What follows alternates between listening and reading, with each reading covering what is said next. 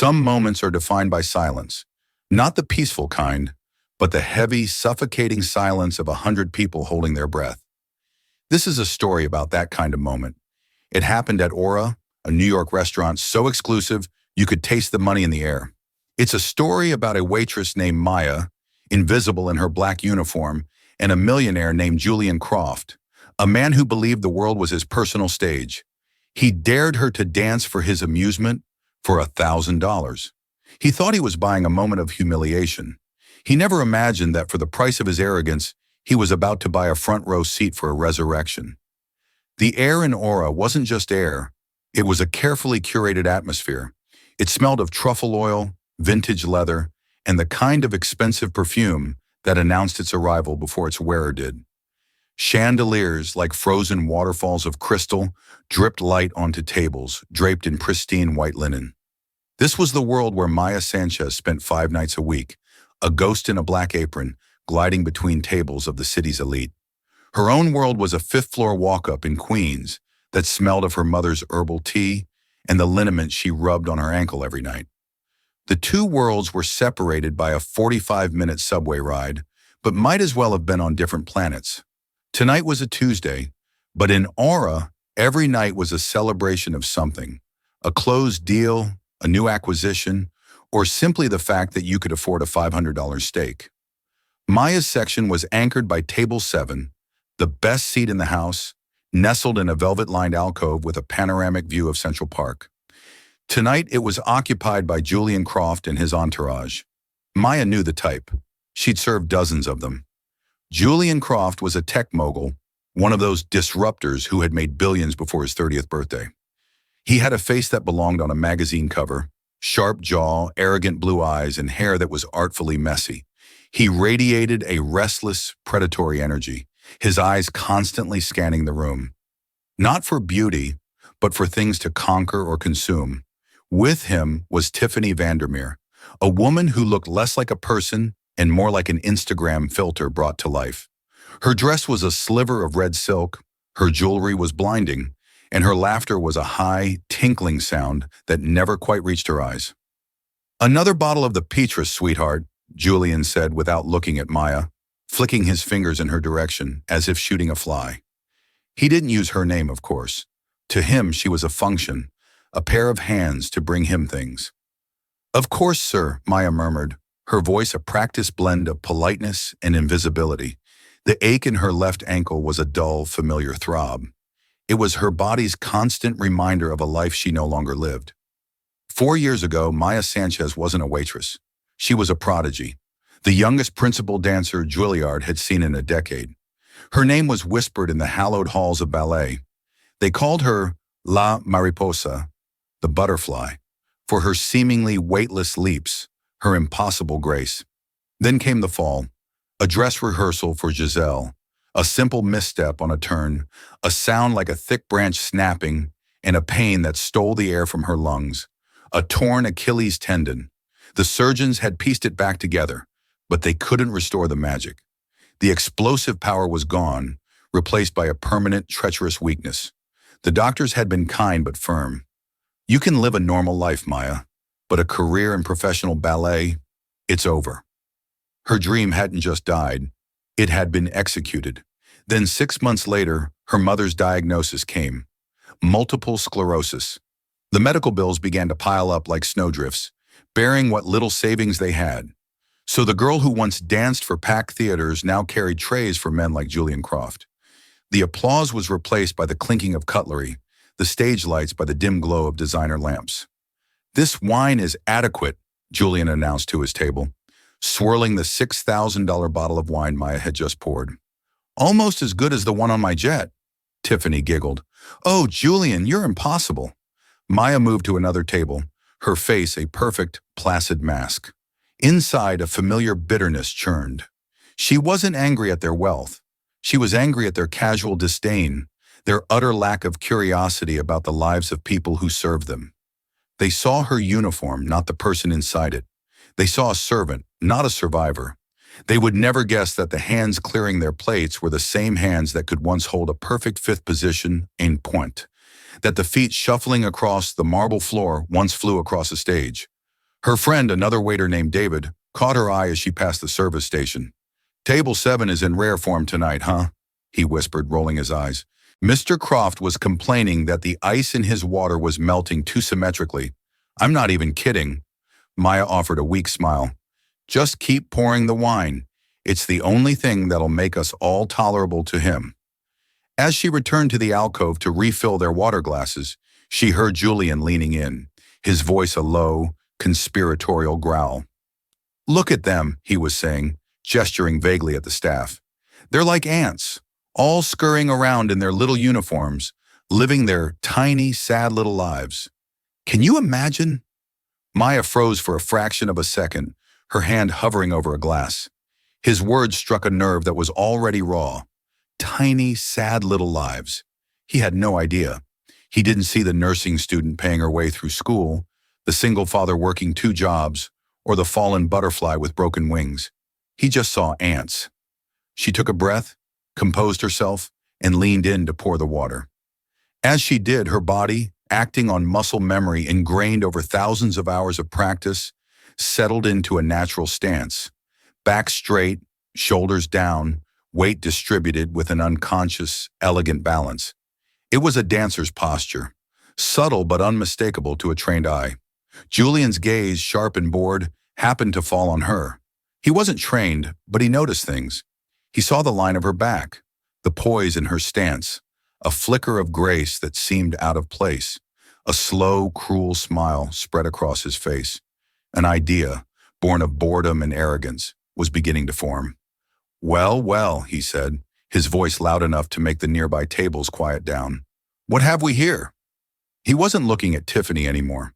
He was looking straight at Maya, and in his eyes she saw the glint of a predator who had just found a new toy to break. The hum of the restaurant faltered. Conversations at the surrounding tables tapered off as heads turned towards table 7. Julian Croft had a knack for commanding a room, and he was now using that power to pin Maya Sanchez under a spotlight of unwanted attention. "You," he said, pointing a dismissive finger at her. "Waitress, what's your name?" Maya's training kicked in. Be polite, de-escalate. The customer is always right. "My name is Maya, sir." "Maya," he repeated, tasting the name as if it were an exotic food he wasn't sure he liked. "You have a certain posture, Maya, almost like you think you're better than this. Do you?" The question hung in the air, thick with malice. Maya's heart hammered against her ribs. She felt a flush of heat creep up her neck. "I'm just here to provide you with the best service possible, sir," she said, her voice miraculously steady. Julian laughed, a short barking sound that held no humor. "The best service, right." He leaned back, steepling his fingers, enjoying the show he was creating. "I'm bored, Maya. This whole evening is boring. The food is boring. The conversation," he shot a pointed look at his friends, "is boring." Tiffany placed a perfectly manicured hand on his arm. "Julian, darling, don't make a scene." He brushed her off. "I'm not making a scene, my dear. I'm creating an experience." His cold blue eyes locked back onto Maya. "I have a proposition for you, a little game to liven things up." The restaurant manager, a perpetually anxious man named Mr. Dubois, began to glide over, sensing a problem. But Julian waved him away with an imperious gesture. And Mr. Dubois, knowing who paid the bills that kept Aura afloat, hesitated and stopped a few feet away, wringing his hands. "The band over there," Julian said, nodding toward the small jazz trio playing softly in the corner, "is depressingly mellow. I bet they could play something with a little more fire, if I asked them to." He paused, letting the tension build. "And I bet for the right price, you'd dance for us." A collective gasp, quiet but audible, rippled through the nearby tables. David, from across the room, looked on with a mixture of horror and fury. This wasn't just a rude customer. This was a public humiliation. Maya felt the blood drain from her face. Dance? He wanted her to dance? Here, in her worn-out non-slip work shoes, on a marble floor, for his amusement. The request was so absurd, so cruel it felt like a slap. He was asking her to perform like a trained monkey, to debase herself for his entertainment. "Sir, I don't think that would be appropriate," she stammered, her professional mask finally cracking. "Oh, I think it would be very appropriate," Julian countered, his smile widening. He reached into his jacket and pulled out a thick, crocodile leather wallet. He deliberately extracted a crisp stack of $100 bills, held together by a gold money clip. He peeled off 10 of them and fanned them out on the table. $1,000, Maya, for one dance. 3 minutes of your time. The money lay there, green and arrogant. $1,000. It was half her monthly rent. It was 3 months' worth of her mother's expensive medication. It was a lifeline, offered as an insult.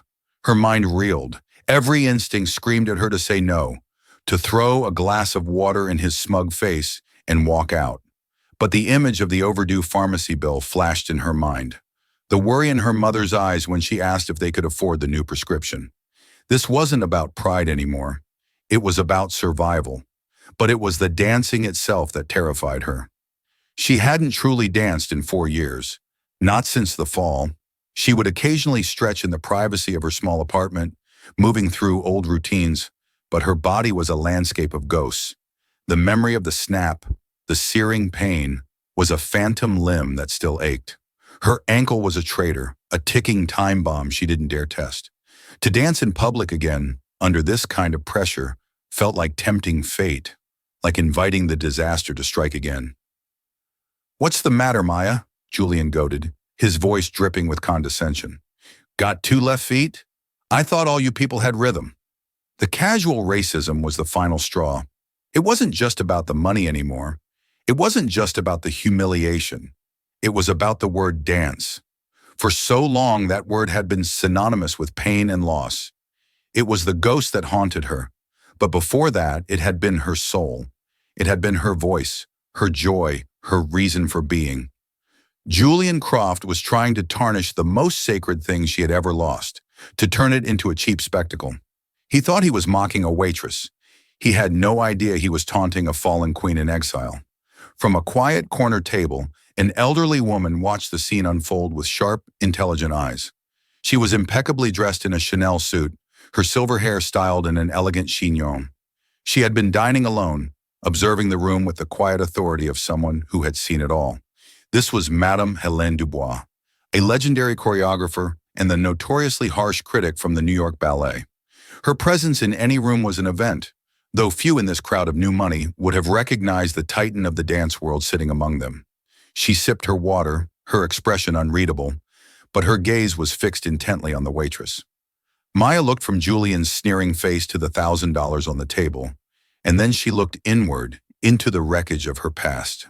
A tiny defiant ember, long dormant, began to glow. He wanted a show. He wanted to see her dance? Fine. She took a deep breath, the air filling her lungs with a resolve she hadn't felt in years.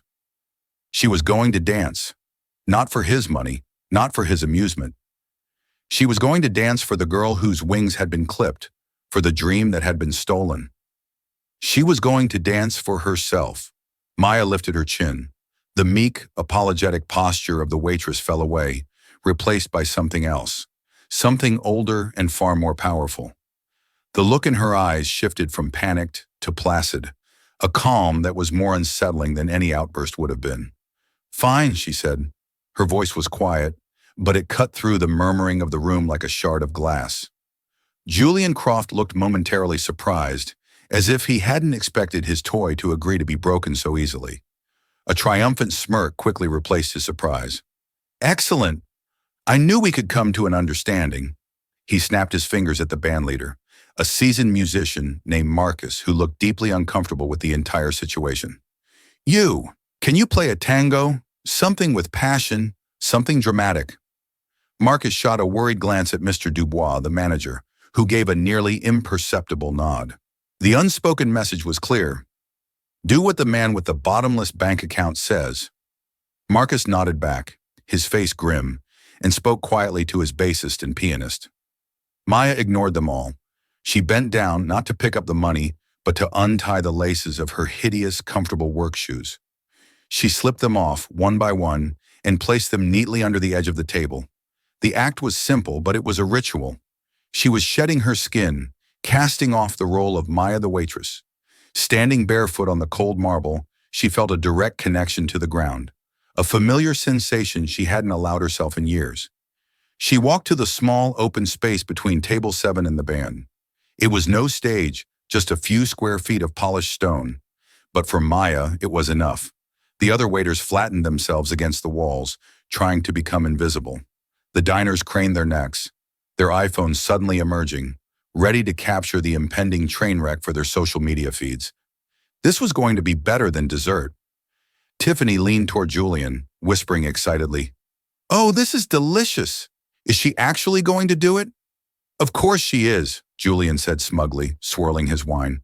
"For $1,000, these people will do anything. Watch. It'll be clumsy and pathetic. It will be the highlight of my week." Maya closed her eyes, shutting out the expectant faces, the gleaming phones, Julian's smug grin. She shut out the scent of truffle oil and the clinking of glasses. She reached inside herself, past the years of bitterness and physical pain, searching for the muscle memory that lay dormant. She pictured her old studio, the smell of rosin and sweat, the feel of the worn wooden bar under her hands. She heard the voice of her first instructor, a stern Russian woman. "The dance is not in your feet, Mayachka. It is in your soul. Let the soul command the body." The pianist began with a few hesitant, somber chords. The bassist joined in with a low, pulsing rhythm. Then the bandleader brought his violin to his shoulder, and the first mournful, sensual notes of a classic tango filled the room. It was Astor Piazzolla's Libertango, a piece not just of passion, but of rebellion and freedom.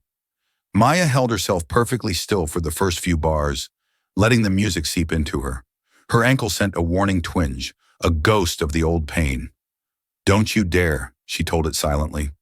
"Not tonight." She opened her eyes. They were no longer the eyes of a timid waitress. They were clear, focused, and blazing with an intensity that made several people in the audience flinch. She wasn't looking at Julian. She wasn't looking at anyone. She was looking inward, at the music. Her first move was small, almost imperceptible. A slow turn of her head, a deliberate extension of her arm, her fingers cutting through the air with razor-sharp precision. It was a gesture of pure, distilled grace. There was nothing clumsy about it, nothing pathetic. Julian Croft's smile faltered just for a second. That wasn't the awkward shuffle he'd been expecting. From her corner table, Madame Helene Dubois leaned forward ever so slightly, her mask of indifference cracking. Her sharp eyes, which had dismissed thousands of aspiring dancers, with a single glance, narrowed in concentration. She recognized that line, that perfect, unbroken flow of energy from fingertip to shoulder. That was not the posture of a waitress. That was the posture of a dancer. The music swelled, and Maya moved with it. The tentative grace of her first gesture exploded into something raw and breathtaking. This was not the delicate, ethereal ballet of her past. This was a tango, a dance of sharp edges, of conflict and desire, of pain and defiance. It was the perfect language for the story she had to tell. Her bare feet slapped against the marble, not with clumsiness, but with percussive, rhythmic authority. She moved as if she had a partner, an invisible phantom she alternately embraced and fought. Her arms carved through the air, her torso twisting with a powerful, controlled torque that originated deep in her core. She executed a series of ganchos and bolios, her leg kicking and wrapping around her invisible partner with a speed and precision that was startling. The crowd, which had been poised for comedy, fell silent. The snickers died in their throats. The iPhones, which had been ready to record a humiliation, were now recording a miracle. This wasn't a waitress flailing for cash. This was an artist performing with a lifetime of training and a heart full of fire. Julian Croft's face was a mask of disbelief. The wine glass froze halfway to his lips. This was not part of his script. He had intended to be the ringmaster of a circus, but the performer had just set the whole tent on fire. Tiffany stared, her perfectly painted mouth slightly agape, the jealousy in her eyes slowly being replaced by sheer awe. Maya was no longer in aura. She was back on the stage, the memory of the lights hot on her skin. She danced her story into the floor of that restaurant. Each sharp turn was a stab of anger at the fate that had stolen her career. Each fluid, graceful extension was a memory of the joy that dancing had once given her. She danced the grueling hours of physical therapy, the frustration of a body that wouldn't obey. She danced the quiet desperation of mounting bills and her mother's fading smile. Her ankle screamed in protest. The ghost of the old injury became a real, searing pain. She felt a tremor of weakness, a moment of fear that it might give out. She could stop. No one would blame her. But then she met her own eyes in the reflection of a dark window. She saw the sweat on her brow, the fierce set of her jaw, and she saw the fire that had been reignited. She pushed through the pain, fueled by a ferocious surge of adrenaline in defiance.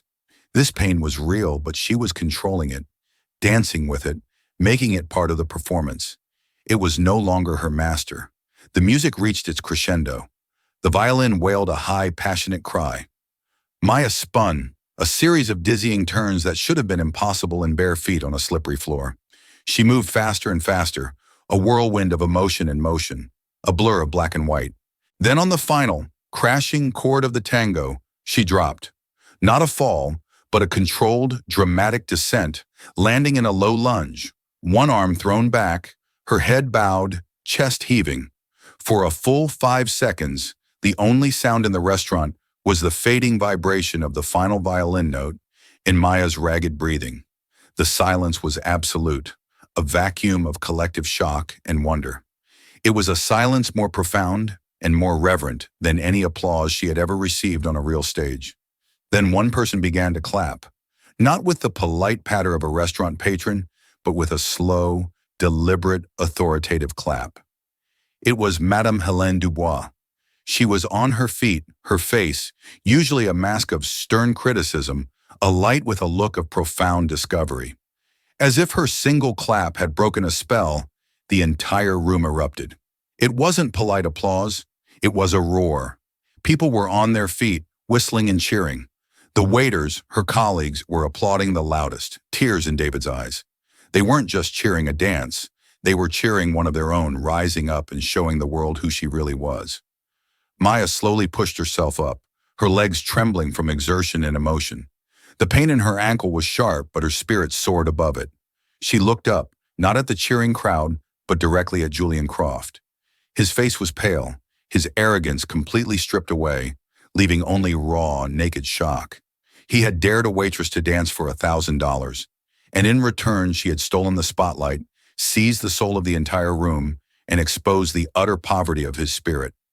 The $1,000 still sat on the table, looking cheap and insignificant. The applause slowly subsided, but the atmosphere and aura had been irrevocably changed. The air crackled with the aftermath of Maya's performance. She stood catching her breath, the adrenaline beginning to fade, leaving behind the throbbing reality of her ankle. Julian Croft finally found his voice. He had to regain control of the narrative. His public image, which he curated as meticulously as his stock portfolio, had just been hijacked by his waitress. He stood up, forcing a smile that looked more like a grimace. "Bravo! Bravo!" he exclaimed, his voice overly loud. He clapped a few more times as if he had been the producer of this magnificent show all along. "Truly spectacular. I knew you had it in you. I have an eye for talent, you see." He picked up the $1,000 from the table. "Here you are," he said, extending the money to her. "You've earned it. In fact," he added, his mind racing, "I might have a job for you. My company, Croft Innovations, hosts a lot of corporate events. We could use an entertainer. I'll pay you double this for my next party." He was trying to frame it as a business transaction, to turn her art back into a commodity he could own and control. He was offering her a job as a party trick, a dancing monkey he could trot out to impress his clients. Maya looked at the money in his hand, then back at his face. The fear was gone. The timidity was gone. All that remained was a quiet, unshakable dignity. "No, thank you, Mr. Croft," she said, her voice clear and steady. "I'm not for hire." She turned and walked, barefoot and limping slightly, away from his table. She didn't even glance at the money. By refusing it, she had rendered his power, his entire worldview, meaningless. He hadn't bought a dance.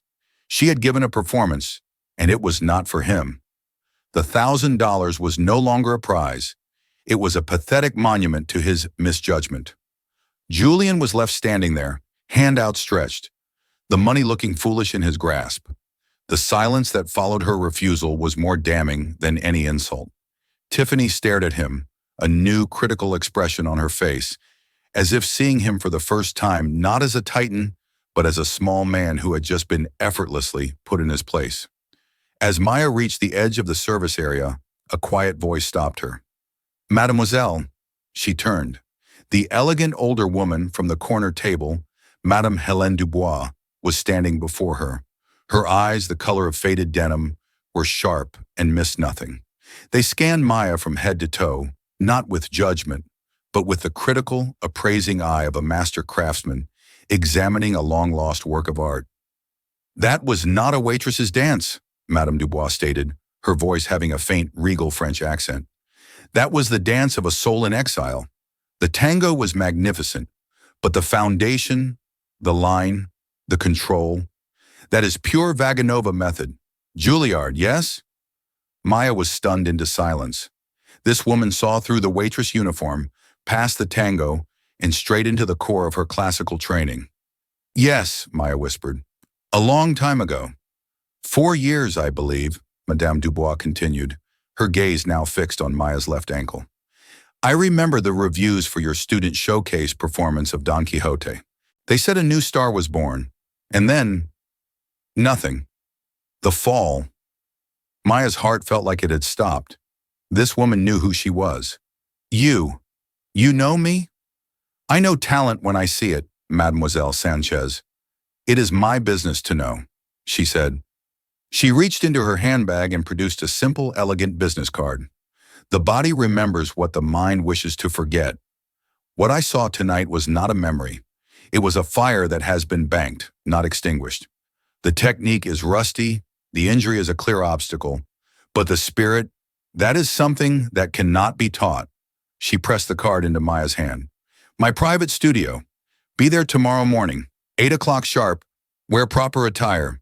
We will see if that fire is enough to rebuild the temple." Madame Dubois didn't wait for a reply. She gave Maya a curt, decisive nod and swept out of the restaurant, leaving a stunned Maya holding a small piece of cardboard that felt heavier and more valuable than any stack of cash. Maya looked at the card. It read, "Hélène Dubois, Artistic Director, Phoenix Dance Theater." Phoenix, the mythical bird that rises from its own ashes. In the storeroom, David helped her wrap her ankle in ice. "Maya, what was that? Who was that woman?" Maya could only shake her head, a slow, dawning smile spreading across her face. Tears welled in her eyes, but for the first time in 4 years, they weren't tears of sorrow or pain. They were tears of hope. She had walked into Aura that evening as a waitress, a ghost haunted by the past. She would walk out as something else entirely. The next morning, the world felt different. The gray light filtering through her Queens apartment window seemed less oppressive. The subway ride to Manhattan wasn't a commute to a job. It was a journey toward a ghost. Her ankle was swollen and screaming, a painful protest against the abuse of the previous night. Every step was a battle. The address on the card led her to a nondescript building in Hell's Kitchen. Inside, however, was a world-class dance facility. The studio was vast, with floor-to-ceiling mirrors and gleaming hardwood floors. The air smelled of Rosanne, clean sweat, and discipline. It was the smell of home. Madame Hélène Dubois was waiting for her. She was dressed in simple black leggings and a tunic, her silver hair pulled back tightly. She looked less like a diner and more like a drill sergeant. "You are late," she said, glancing at the clock. It was 8:02 a.m. "I'm sorry, madame. The subway," Maya began. "Excuses are for amateurs," Dubois cut her off. "The ankle. Let me see it." Maya sat, and with clinical precision, Dubois examined her ankle. Her touch was firm, knowledgeable. "There is scar tissue, weakness in the stabilizing muscles. You have favored it for too long. Pain is your new partner. You must learn to lead it, not let it lead you." The next few hours were the most grueling Maya had endured since her initial recovery. Dubois didn't ask her to perform grand leaps or dizzying pirouettes. She took her back to the very beginning, to the bar, plies, tendus, the simplest, most fundamental movements of ballet, and it was agony. Her muscles, long used to the simple endurance of walking and carrying trays, screamed at the demand for precise, controlled movement. Her balance was off. Her turnout was weak. "Sloppy," Dubois would bark. "You are thinking like a waitress. Thinking of the next table. You must think only of the line, from the center of your being to the tip of your toe. Again." Maya's body trembled with exhaustion. Sweat poured down her face, stinging her eyes. The reflection in the mirror was a stranger, a woman struggling, failing, her movements a pale imitation of what they once were. The old despair began to creep in. She couldn't do it. The dream was truly dead. As if reading her mind, Dubois stopped the music. "You think this is punishment? This is a gift. The fall did not just break your body, Maya. It broke your pride. You were gifted. Everything came easily to you. Now, for the first time, you must fight for it. You must build your technique not on talent, but on scar tissue and will. This will make you stronger than you ever were." Meanwhile, the ripples from the incident at Aura were spreading. A video shot from a nearby table had gone viral. It wasn't the best quality, but it captured the raw power of Maya's dance and the stunned look on Julian Croft's face. The title was "Billionaire Tech Bro Dares Waitress to Dance, Get Served." The story was picked up by news outlets and gossip blogs. Julian Croft, who curated an image of being a brilliant, untouchable visionary, was now a meme. He was portrayed as a cruel, entitled bully who got his comeuppance. At Croft Innovations, the board was not pleased. His stunt was seen as a display of reckless arrogance, a liability. A major deal he'd been negotiating with a socially conscious investment firm was suddenly under review. His carefully constructed world was beginning to crumble under the weight of a 3-minute tango. Tiffany Vandermeer, seeing his social stock plummet, quietly broke off their engagement. Her allegiance was to status, and he had become a public joke. Julian found himself isolated, his sycophantic friends suddenly busy, his calls going unanswered. He sat in his penthouse apartment, watching the video of Maya's dance over and over, unable to comprehend how he had lost control so completely. He tried to buy a moment of power and had instead broadcast his own weakness to the entire world. Back in the studio, Maya knew nothing of this. Her world had shrunk to the 4 walls of the studio, to the voice of Madame Dubois, and the constant burning ache in her body. Days turned into weeks, weeks into months. It was a brutal, monotonous existence. Some days she would leave the studio so exhausted she would weep on the subway ride home. But she never missed a session. Slowly, painstakingly, a change began. The tremble in her legs lessened. Her balance improved. The line of her arabesque grew steadier, higher. She was rebuilding herself, movement by movement, muscle by muscle. She was no longer a waitress who used to be a dancer. She was a dancer, forging a new body in the fire of discipline and pain. One afternoon, after a particularly grueling session, Madame Dubois had her improvise. "No steps, no technique," she commanded. "Just move. Show me the story of the last 4 years." Hesitantly at first, then with growing confidence, Maya danced. She showed them the fall, the sterile white of the hospital, the crushing weight of the doctor's words. She danced the exhaustion of her waitress shifts, the quiet worry for her mother, the bitterness and the loss. But then the dance changed. It became the tango at Aura, the defiance, the rediscovery. It became the pain and struggle at the bar in this very studio. It ended with her standing center, not in a pose of triumph, but in a quiet stance of resilience, battered, scarred, but unbroken. When she finished, she saw that Madame Dubois was not alone. A man stood beside her, watching intently. "Maya Sanchez," Dubois said, her voice softer than Maya had ever heard it. "This is Mr. Abramov, the director of the New City Modern Ballet." Mr. Abramov stepped forward. "Madame Dubois has shown me videos of your progress. She is creating a new ballet for our spring season. It is a modern interpretation of the myth of the Phoenix. She has created the lead role for you." Maya stared at them, speechless. A lead role. A new ballet, created for her. It was everything she had ever dreamed of, a dream she had buried 4 years ago. "The work is not over," Madame Dubois warned, her usual sternness returning. It will be harder than anything you have done. You will be tested to your limit, but the stage is waiting, if you are ready to claim it. Maya looked at her reflection in the mirror. She saw the scars, the exhaustion, and the unquenchable fire in her eyes. I'm ready, she said. 6 months later, it was opening night at the Lincoln Center. The buzz in the theater was electric. The city's art critics, patrons, and dance aficionados filled the plush velvet seats. The ballet world was intrigued by the whispers surrounding Hélène Dubois' new production, Ashes, and its mysterious, unknown lead dancer, Maya Sanchez. Her name was a footnote in old Juilliard programs, nothing more. No one knew the story. Backstage, Maya stood in the wings, the scent of the stage, dust, paint, and history filling her lungs.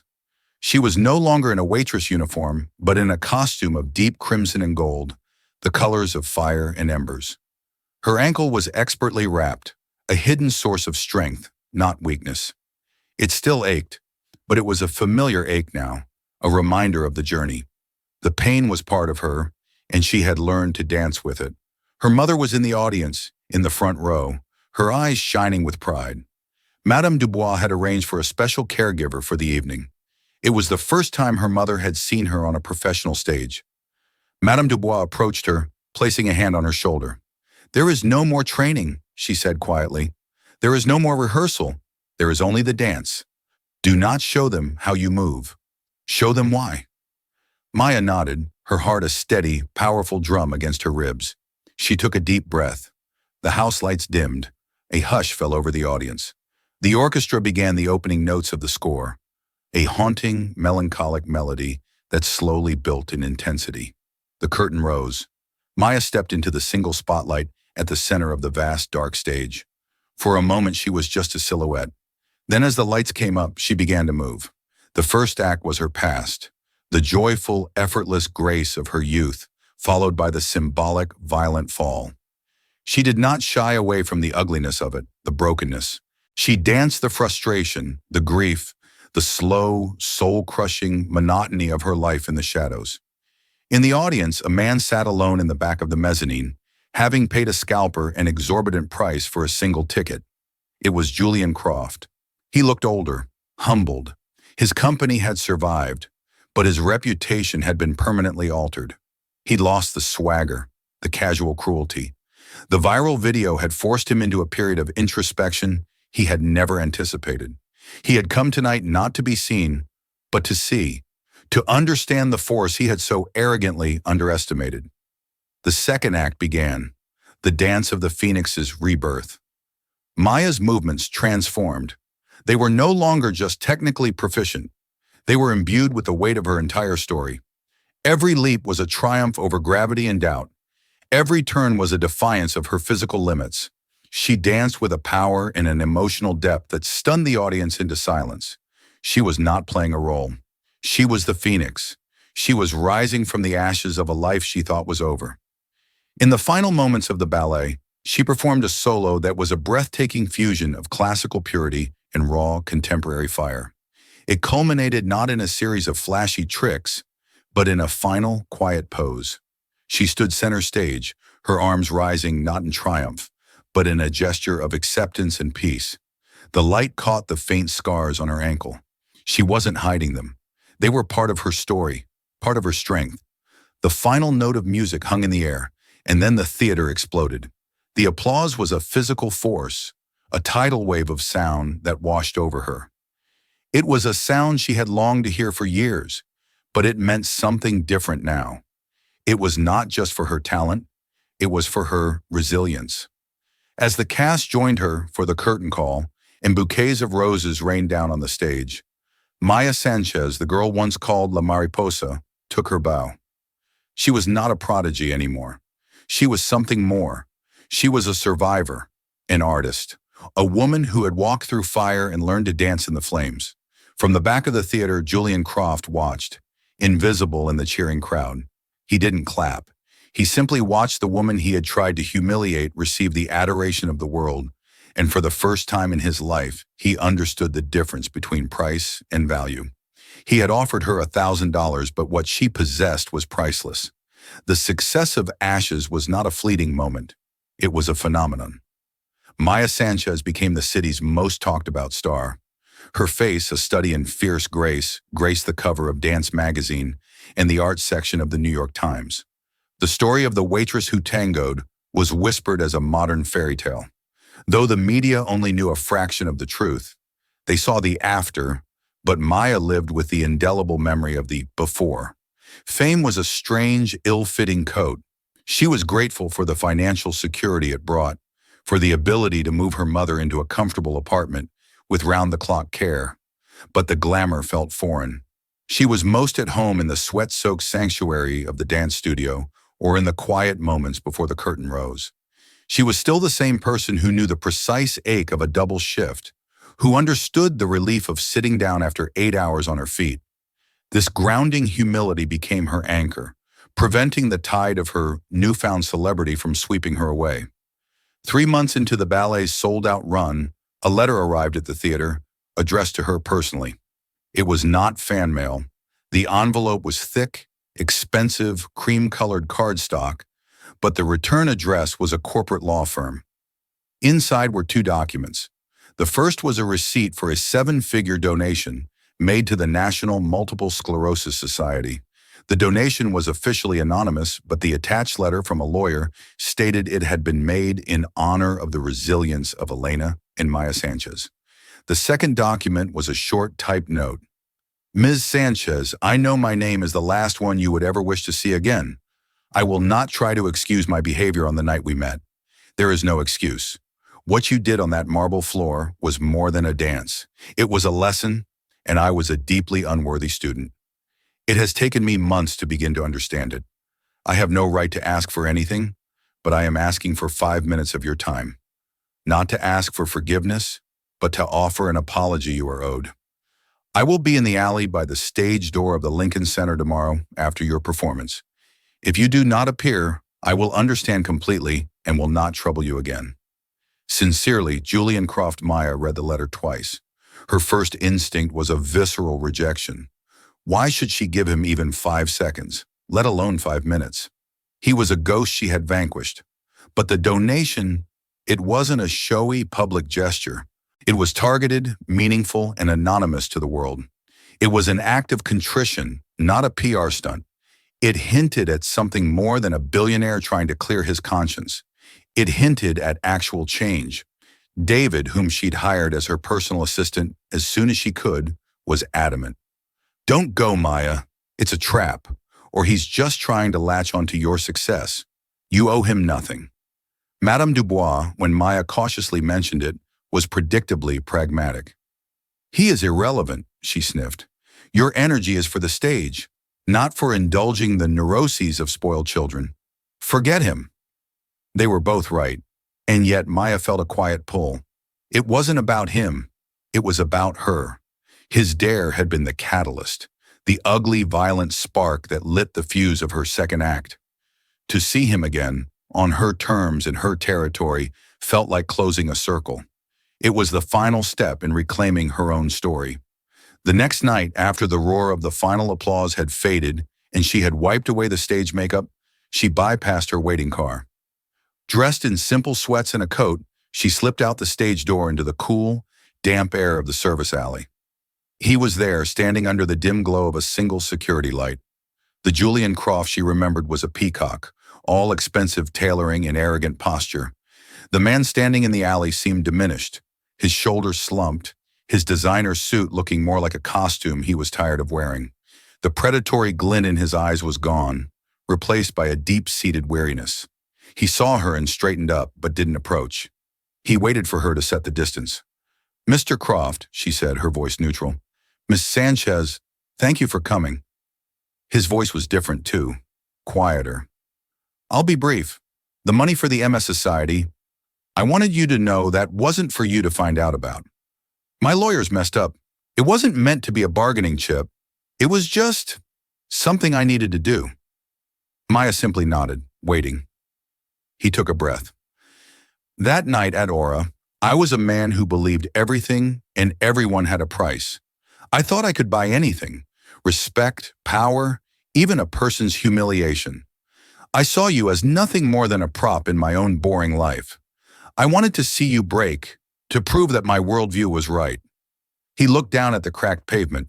Instead, you showed me a language my money couldn't speak and a strength it couldn't buy. You didn't just dance.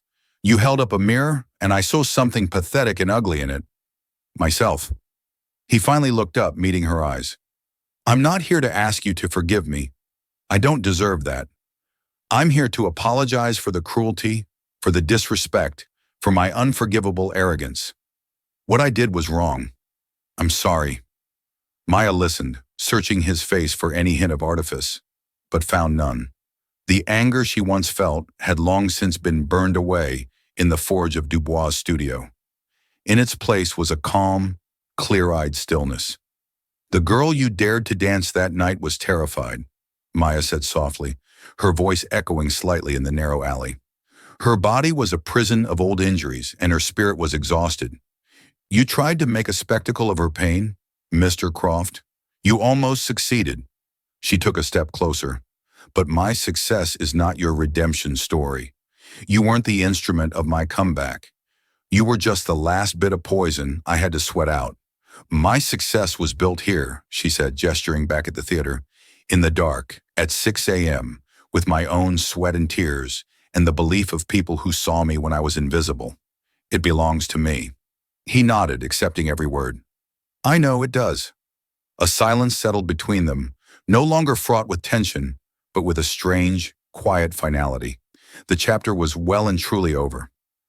I hope you find some peace, Mr. Croft, Maya said, her voice softening almost imperceptibly. It was the only absolution she was willing to give.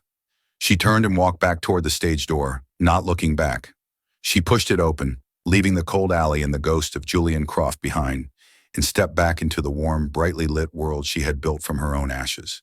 The faint sounds of the crew clearing the stage and the distant echo of music were the sounds of her present, her future, and it was a future of her own making.